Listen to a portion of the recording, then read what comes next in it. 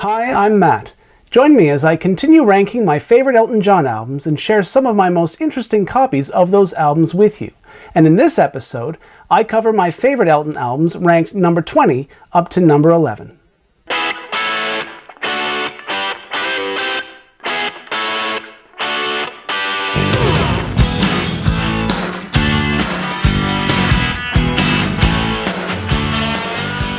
One of my most watched videos so far is the video I called Positively Golden, my top 10 favorite Elton albums. And I'd always intended to follow that episode by ranking the next 10 Elton albums on my list and the next 10 and so on. And so in this episode, I'll cover my next group of 10 favorite Elton albums, numbers 11 through 20, my much beloved Elton albums. And for these, like I did for the first 10, I'll count backwards. I'll begin with my number 20 and then I'll work my way back or up, as it were, to number 11. And also, once more for each album on the list, I'll show you one of my vinyl copies and explain what that copy is and where I got it. Alright, number 20. This one actually used to rank a full category higher on my list. Up until a couple years ago, it placed number 10. But that may have been overcompensation for having disliked it for so long. Now it ranks number 20, which is where I think it should be, given how much I do like it versus how many of its songs are probably not songs that I've played more than just a few times each. And that album is The Captain and the Kid, released on Mercury Records in September 2006, and was co-produced by Elton John and Matt Still. It was an autobiographical album intended as a sequel or continuation of the Captain Fantastic album from 1975, and The Captain and the Kid covers the years 1970 to 1975. I was 25 when this album was released. My first copy was a standard Canadian CD copy, which I bought at a bookstore in my hometown of Peterborough, Ontario. And to be honest, I was kind of disappointed with the album at the time. I liked really only two of its songs, The Bridge and I Must Have Lost It on the Wind, which actually remain two of my all-time favorite John Taupin songs from any period, never mind my two most favorite songs from this album. It wasn't until I was 40 and I began to seriously expand my Elton collection that I picked up a couple special edition copies of Captain and the Kid, including an EU exclusive edition that offered a bonus DVD of interviews with Elton and Bernie, which I really enjoyed. And so I decided to play the entire album again, front to back, probably for the first time since 2006, an experience that left me with a very different opinion of the album.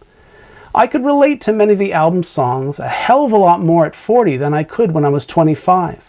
So I went through this whole kind of Captain the Kid revisionist thing where I pretended to myself that I'd always loved the album and that sort of thing, and I think that's kind of why, when I said earlier overcompensation, for a while after that it was my number 10. But in the years since, although I play several of this album's tracks regularly, it's just a few of them that I really adore. So Captain the Kid now sits at number 20. I still think it's a brilliant album, though, one that probably never got its due acclaim. Now, the copy that I wanted to show you here, was the first vinyl copy of Captain the Kid that I ever bought. And it's one of the originals, which I bought brand new one summer downtown Washington, D.C. I have a vivid memory of carrying this copy with me back to Canada on a Greyhound bus from D.C. to London, Canada, and trying my best to keep from crushing it in my carry-on bag. I'll never forget that. It has two booklets. I don't have a lot of time to show you these copies, but this, like the original Captain Fantastic album, has two booklets, lyrics and scraps. And I think it's a wonderful package to have on vinyl. The reissue from a few years ago was identical, virtually identical to this in terms of packaging and sound quality, and I believe it's still available. So I would say get it before it's gone. The next one, number 19, I've spoken about before. I remember when its release hit the press. The story I heard was that two guys from Australia, from a group I'd never heard of, a group with a strange name, I kept calling them Now, as though the P at the front were silent. That two guys from an Australian dance music group were remixing Elton's old songs. And I remember thinking to myself, oh boy, this will be a pip. Or, as another collector friend of mine once put it, two guys futzing around with computers. But then the lead single came out in the summer of 2012, and it knocked me flat on my butt. This was not, in my opinion anyway, two guys futzing around with computers. This was a mashup masterpiece. And that album is, as you've probably guessed by now, 2012's Elton John vs. Pinal, Good Morning to the Night. And what can I say? Every track on this album is brilliant, a smash. My only complaint about the album, as strange as this will probably sound, was that it's only 8 tracks long. It's like a crazy fun ride at an amusement park, but that it just kind of ends a little too soon. I especially love the title track, which was the lead single, Good Morning to the Night. I love Black Icy Stare. I love Karmatron and Phoenix. Telegraph to the Afterlife, I love maybe a little less than the others, maybe because it drags in a few places, but it's still a great track. Overall, I think this is the best mashup album I've ever heard. I think it beats even the Beatles' Love, because not only are the mashups cleverly done, but unlike the Love album, which preserved many of the Beatles songs that it used, nearly all the mashups on Good Morning to the Night create entirely new songs, which places it at a much higher level than Love, and in my opinion anyway. Pinal has done more recent work with Elton's material. For example, they remixed several of Elton's classic years tracks for the soundtrack of 2018's Sherlock Gnomes, and I just love their remix of Boogie Pilgrim on that one. It's actually the only version of Boogie Pilgrim that I can stand. And then, of course, just 3 years ago, they collaborated once more with Elton on the international smash hit Cold Heart. My first copy of Good Morning to the Night was a digital download version. I couldn't find any physical copies for sale in Canada at the time, and to this day, I've never seen one for sale in Canada either. I didn't get a physical copy until the summer of 2014, when I bought the UK Expanded Edition at Fop Music in London's Soho District. And the Expanded Edition is just the standard edition with a few remixes at the end. It's really nothing special. Now, I've shown this copy to you before. It's not the original UK Black Vinyl edition from 2012. It's the colored vinyl edition released for Record Store Day 2018. And I think it's a great way to enjoy the album. I got this copy at Cactus Music in beautiful Houston, Texas. There may still be copies out there for an affordable price. Happy hunting. Next, my number 18, an album that rarely makes people's lists of favorite Elton John albums, so some of you will likely roll your eyes. Fair enough. This album was the 4th Elton album that I ever had, and it was the first new Elton album that I ever heard. I hadn't been collecting Elton albums for much longer than maybe 3 months at that point.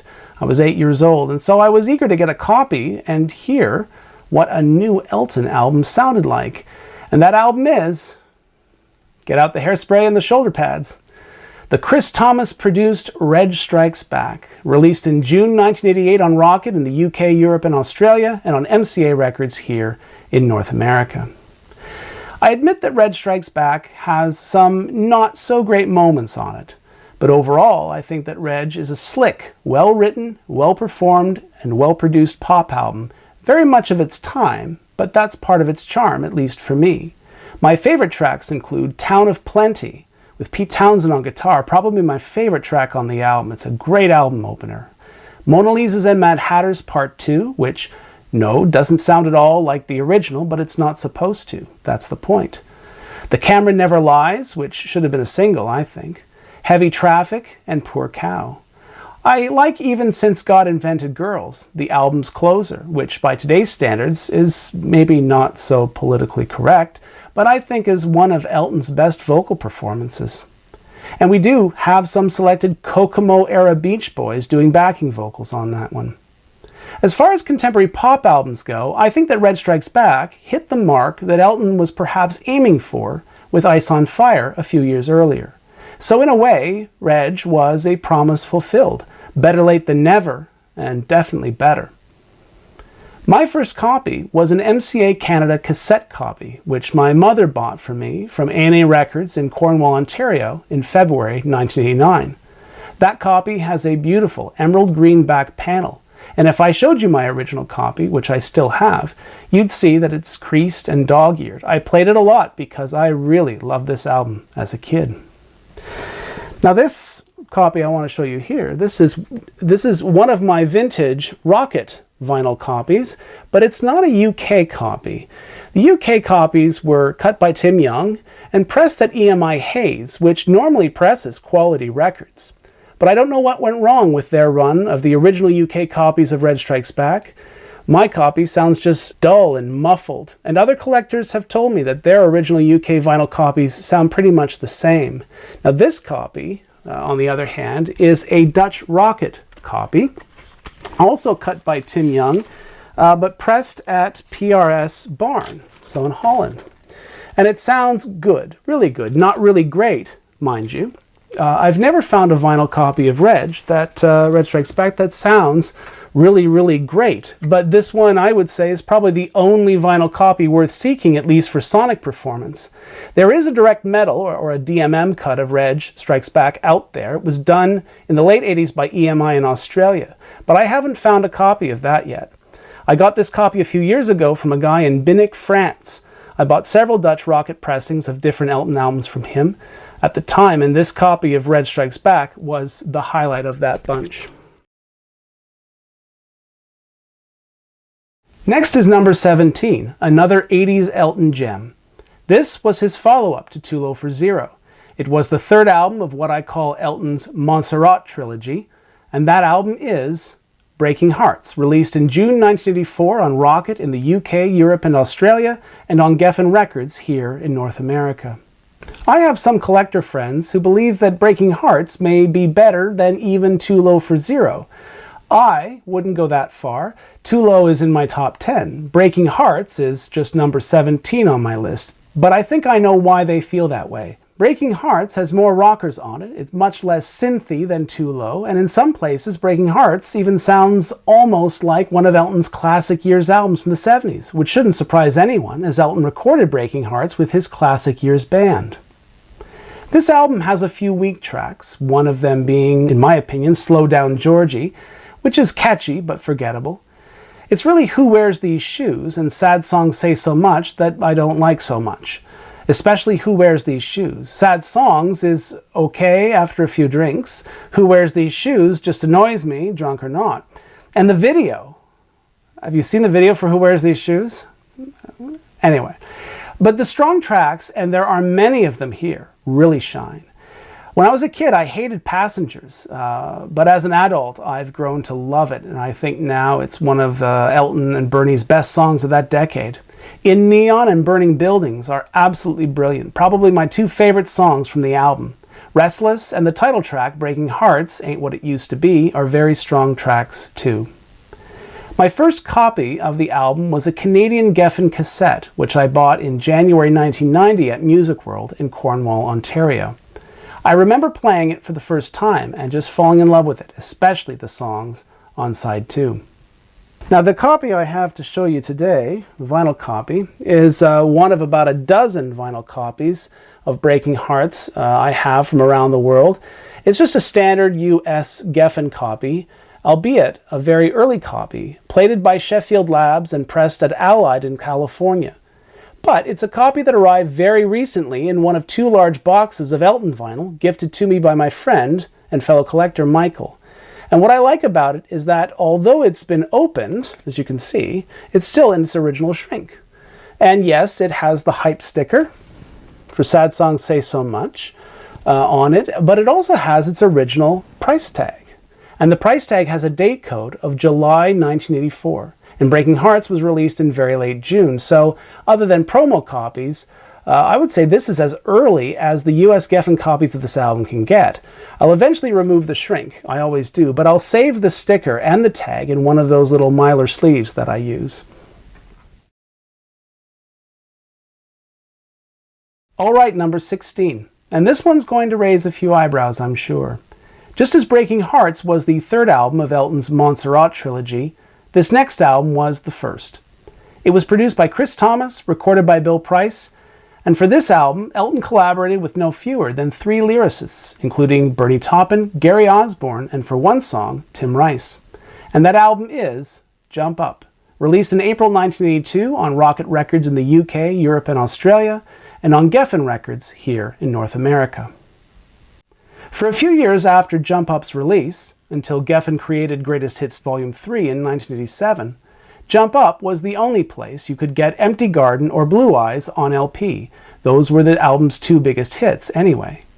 And after the late 1980s, copies of Jump Up on any format were not so easy to find here in North America, at least not anywhere that I was looking. I didn't get my first copy until 1992, and that was a leftover Geffen cassette copy I found on clearance at an HMV in Mississauga, Ontario. For years, many of my collector friends would put Jump Up down, and I can maybe see why. It's not some masterpiece by any stretch, and in some ways the album itself can't decide if it wants to be a lightweight pop album or attempt to recapture the slightly heavier, more serious work Elton was known for in the early to mid-1970s. So, to my ears, the album's always had a bit of a split personality. I've sometimes referred to Jump Up as Elton's Don't Shoot Me of the 1980s, because I see that same split in the Don't Shoot Me album of 1973. But I like and respect Jump Up a lot, because the lightweight stuff is still very good. Songs like Dear John, Spiteful Child, Blue Eyes, and Princess. But the more sophisticated songs are more than just pretty good. In fact, I think they're solid classics. Empty Garden, best song on the album. All Quiet on the Western Front, which is one of my favorite John Taupin songs from any period. It's just gorgeous. Where Have All the Good Times Gone, which I used to think was kind of more lightweight, but I see it differently now, especially now that I'm getting older. And believe it or not, please don't unsubscribe from my channel, please. I Am Your Robot, which I think is one of the album's stronger tracks. It's true. Why? Well, I've always really loved I've Seen the Saucers on the Caribou album, and Robots always seemed to me like a close first cousin of I've Seen the Saucers. It even features the same water gong effects. It's a silly song lyrically, but it's not the lyrics that I like so much. It's the band. I think the band that Elton or Chris Thomas or whoever it was assembled for this album was a really good match for Elton at this time in his career anyway. And that band included Dee Murray from the classic Elton John Band on bass, Richie Zito, who played guitar on 21 at 33 and The Fox, and was also on stage with Elton during his Central Park concert, plays lead guitar here and is just a superb guitar player. And the brilliant James Newton Howard is here too on keyboards, and the great Jeff Porcaro, drummer for and co-founder of the band Toto, who played drums on The Fox, plays drums here on Jump Up. And on I Am Your Robot specifically, Porcaro gets some synth drum help from Steve Hawley, who played drums years earlier on Elton's Single Man album, and was also the last drummer Paul McCartney ever recruited for Wings. So, quite a lineup here. I think they had great chemistry, and again, I do think that chemistry shows best on I Am Your Robot. Call me crazy. This copy here is one of my US Geffen copies. Okay, it's a promo copy with the hype sticker still on the front. Its serial number is 44357. Just kidding. I got this a few years ago from an eBay seller in Westlake, Michigan. And like pretty much all American Geffen copies of Jump Up on vinyl, this was mastered to lacquer by Greg Fulginiti at Artisan Sound in Los Angeles. The Fulginiti cut is a very good cut and not at all difficult to find. And as it happens, this specific 1982 promo copy was pressed at Capitol Records Los Angeles and is yet another one of those secret Quiex pressings that I've mentioned so many times before. The vinyl is very quiet, which makes it a more than ideal way to appreciate the Fulginiti mastering of this album. Next is number 15. And for those of you who've been waiting very patiently for albums from Elton's 70s classic years, the payoff begins now. Don't Shoot Me, I'm Only the Piano Player, or Don't Shoot Me for short, was released in January 1973 on DJM Records in the UK, Europe, and Australia, and here in North America was Elton's first album released on the newly formed MCA Records label. Elton and the band had recorded Don't Shoot Me at the Château d'Ureville in France in the summer of 1972, making Don't Shoot Me the second of what I call Elton's Chateau trilogy.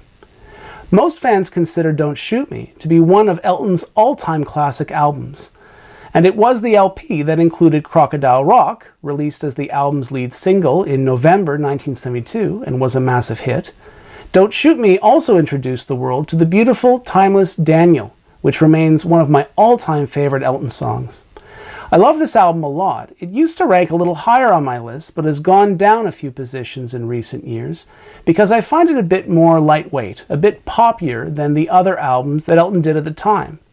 I've always wondered if, with Don't Shoot Me, Elton was perhaps trying to appeal a bit more to the David Cassidy crowd, or Tiger Beat crowd, as I like to call them. And it's not like he didn't succeed. It's a fine, fine pop album, but not since I was a little kid have I ever enjoyed Crocodile Rock very much.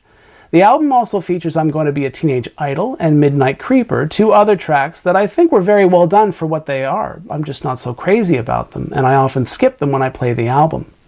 Standout tracks for me, other than Daniel, include Elderberry Wine, Crocodile Rock's B-side, it should have been the A-side, Blues for Baby and Me, or Blues for My Baby and Me, as it was titled on many non-MCA copies, Have Mercy on the Criminal, and High Flying Bird. Don't Shoot Me was the last album Elton would make with Paul Buckmaster for more than 3 years. Buckmaster didn't appear on an Elton John album again until 1976's Blue Moves. I got my first copy of Don't Shoot Me in the summer of 1989 from the newly opened Music World store in Cornwall, Ontario. It was an MCA Canada cassette copy and the first cassette copy of the album I'd ever seen anywhere. The copy that I want to show you today, the vinyl copy, is my original 1973 Japanese DJM pressing with its original obi strip still intact, and this was pressed by Toshiba EMI in Tokyo.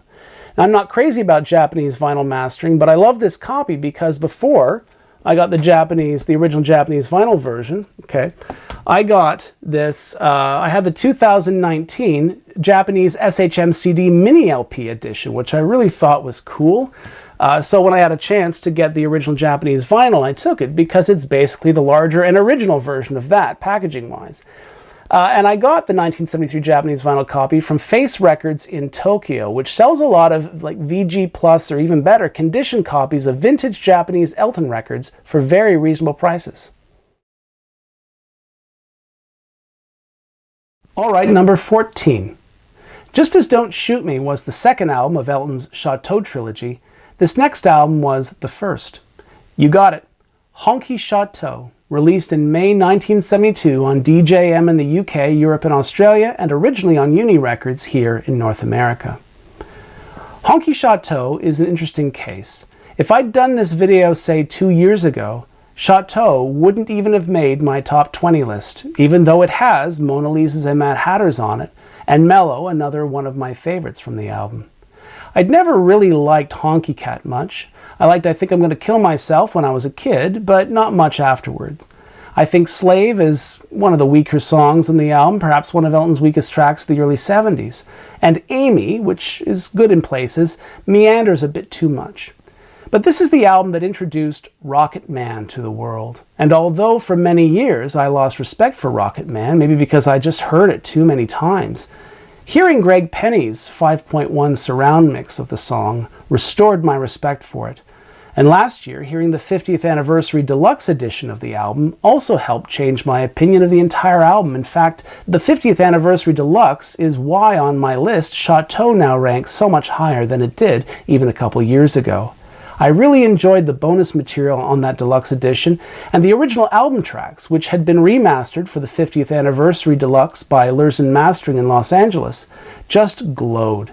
In fact, I'd say the 2023 Lurzen mastering of the original album is probably my most favorite digital mastering of the album out there. It's like a warm, cozy hug. And hearing the album again that way got me back into this album big time. I even began to like Honky Cat a bit. And I've always liked Hercules too, although the Wembley '84 version is, I think, still better than the original studio version. I got my first copy of Chateau in the summer of 1989, the same day I got my first copy of Don't Shoot Me, and it too was an MCA Canada cassette copy. I got them together as a pair.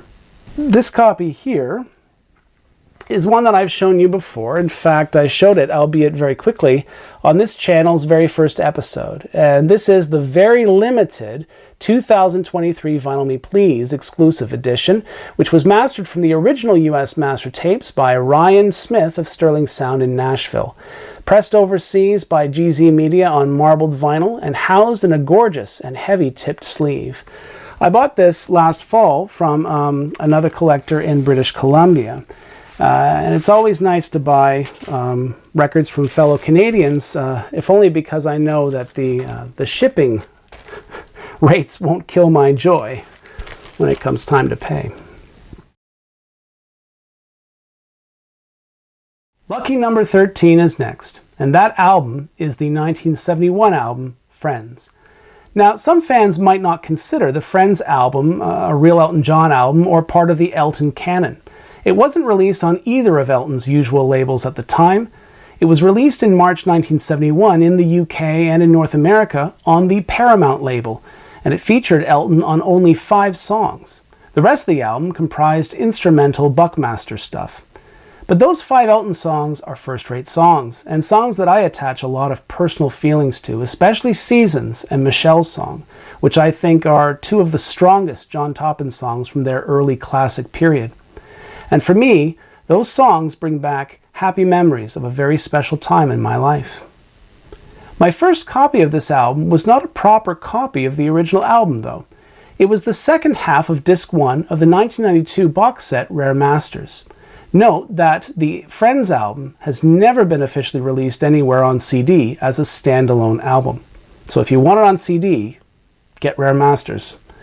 I wouldn't get my first original copy of the Friends album, an LP, for a couple years yet, but when I did, I noticed right away that the tracks ran in a very different order than on Rare Masters, and that fades or transitions existed between some of the tracks.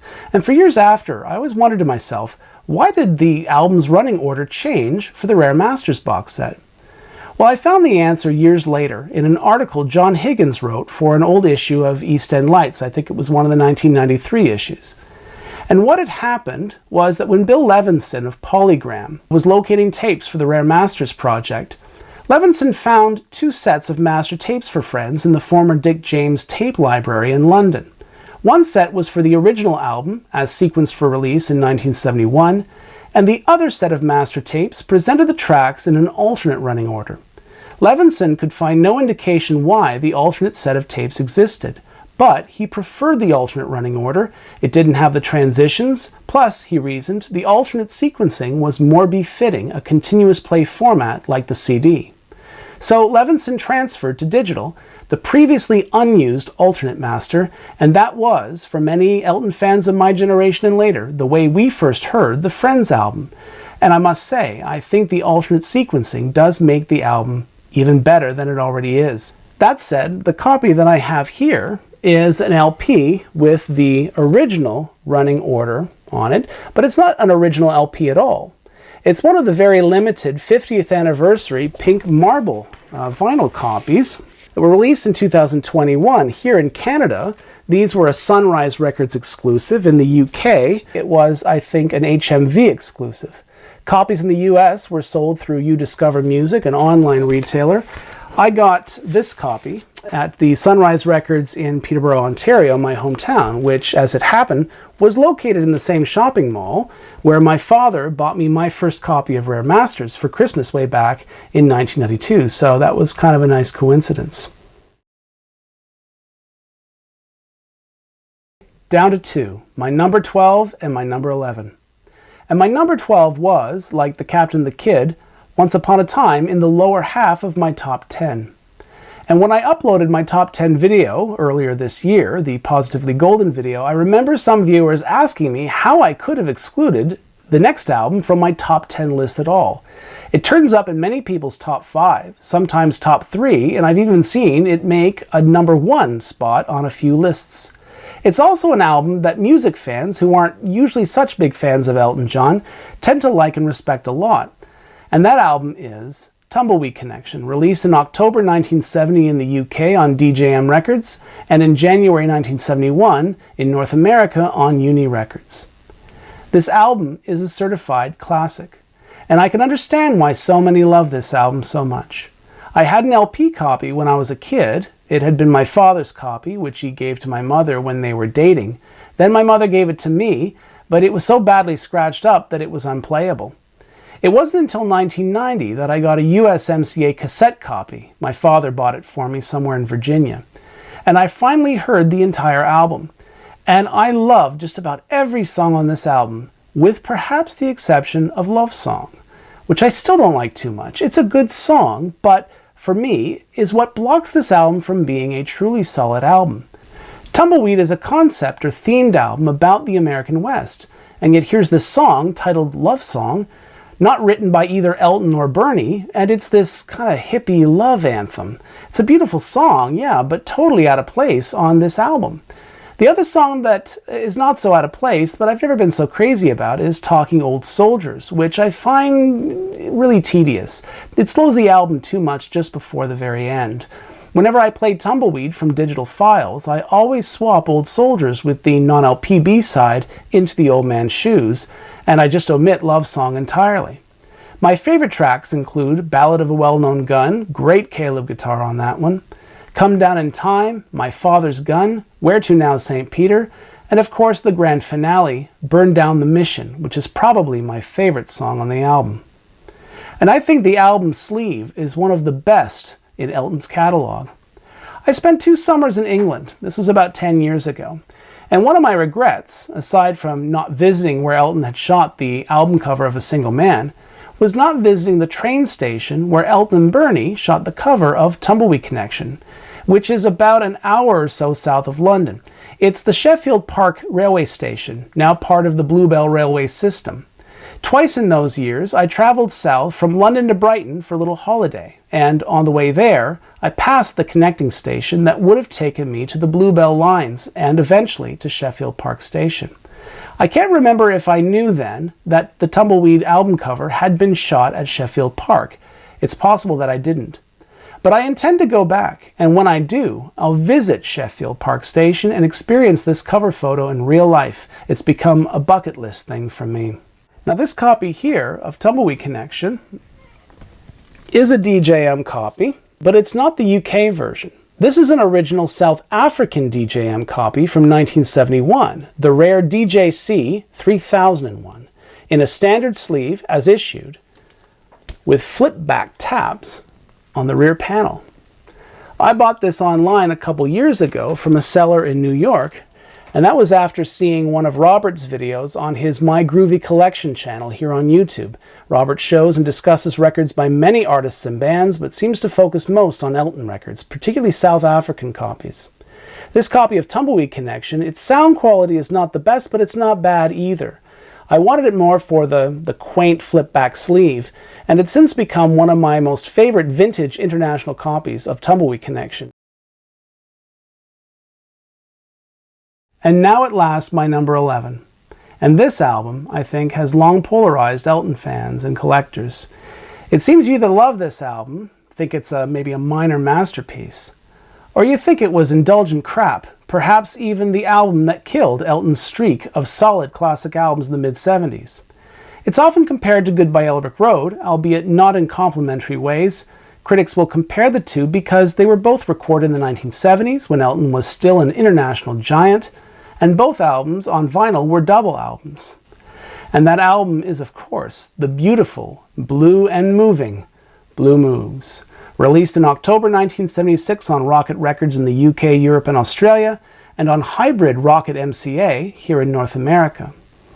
I can understand why some fans don't like Blue Moves as much as Elton's other albums of the period. Some even suggest that it maybe should have been a single LP. It has some padding for sure, and some of the songs go on a bit long, not least Boogie Pilgrim, which I wouldn't like very much even if it were shorter, and the album's closing track, Bite Your Lip, Get Up and Dance, which is nearly 7 minutes long and seems really out of place on an otherwise melancholy album. Bernie wrote most of the album's lyrics in 1975 when he and his first wife were splitting up, and by then I believe Elton and his manager John Reid had ended their romantic relationship. And so the album has this very somber theme to it, with songs about heartbreak, regret, divorce, widowed sailor wives, runaway housewives turned criminals, people committing suicide, people being haunted by memories, people being stuck in boring towns, starving children, and the fallen teen idols of generations past. And then, after all that, the album closes with this 7-minute high-octane disco number about having fun dancing. So yeah, I can understand why many fans at the time decided to get off the Elton train at this point. The harshest description of Blue Moves I've ever come across was written by Ken Tucker in the Philadelphia Inquirer in 1982, who, in a review of Jump Up, described Blue Moves as, quote, a 2-record sob session about Elton's unhappy feelings on an impossibly weepy collection of songs. Ouch. But I disagree with the critics that slice and dice this one. I love Blue Moves, and I always have. It was one of my favorites when I was a kid. Part of that, I think, was that I was maybe too young then to know what most of its songs were really about. But I could still feel the sadness in the music. And a lot of the album's songs and arrangements are a hell of a lot more sophisticated than I think they get credit for. When I was a kid, my favorite song on the album was Tonight, and I think it's still my favorite song on the album. Paul Buckmaster contributed a few string arrangements to the album, the strings on One Horse Town, for example, but I think James Newton Howard emerges as the star arranger here, having written the strings on Don't Go Breaking My Heart earlier the same year, and on Blue Moves, having arranged the overture and outro for Tonight, and the strings on Sorry Seems to Be the Hardest Word. Other favorites of mine from the album include Your Starter 4, written by the great Caleb Quaye, Chameleon, which Elton had originally offered to the Beach Boys, but they turned it down, Cage the Songbird, Crazy Water, Between 17 and 20, Someone's Final Song, Where's the Shirah, and Idol. And I love the sound of the band on this album. With Rock of the Westies, Elton's previous album, I think that this band, which I call the Westies Band, was just getting started. And on Blue Moves, they really gelled. Ray Cooper was at his best, I think. Davey and Caleb, two outstanding guitarists, had found a synergy between their playing styles, which were kind of different. Kenny Passarelli's bass was always groovin'. James Newton Howard really showed his chops, not just as an arranger, but also as a very technically proficient keyboardist. And Roger Pope, as great as his drumming was on Westies, is even better here. I know that Elton and Bernie and Gus Dudgeon and a lot of people that had been on the Elton machine non-stop since the early 70s really needed a break by the end of 1976. But in another way, I think it's regrettable that this band didn't stay together for at least one more album. I think they were as strong a band as the classic Elton John band with Olsen and Murray, and one more album together might have given the Westies band the same status as that earlier classic Elton John band. Now, which copy is this? Let's get it in there. Well, I don't have that many vinyl copies of Blue Moves, actually, but this is another original Japanese copy on the Green Rocket label, and with its obi strip intact. I've said several times in the past that I tend not to like Japanese vinyl mastering so much, but this one isn't bad at all. I like its sound almost as much as I like the tone and warmth of my original UK Rocket copy of Blue Moves. And also, as with Don't Shoot Me, before getting this original Japanese copy, I had the 2019 SHM CD Mini LP replica version, and since I'm showing it to you here and now, I'll add that this 2019 SHM CD double disc issue is, without question, my most preferred digital copy of the album, and may well be my most preferred copy of any I currently have of Blue Moves, digital or analog. It sounds just fantastic. So that's it. Thank you for joining me for this episode. I hope you enjoyed it. What do you think of my rankings? Do you agree? You have any major problems with which albums I put where? I'll bet you do, but that's what makes this exercise so great. Tell me about it. What would your 11 to 20 list be? I want to know. Please like and subscribe to my channel, please, and turn on your notifications so you'll know when I post my next video. And until then, take care.